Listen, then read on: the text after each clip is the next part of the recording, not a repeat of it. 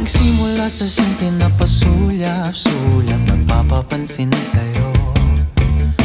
Umabot sa palitan ng mga mensahe, kilig na kilig ako. Kumusta, kain na, hello, magandang umaga. Ingat ka, pahinga, huwag kang masyadong magpupuyat pa. Naramdaman ng puso na dahan-dahan akong nahuhulog sa'yo. Sa kada araw natin na pag-uusap, meron nang namumuo.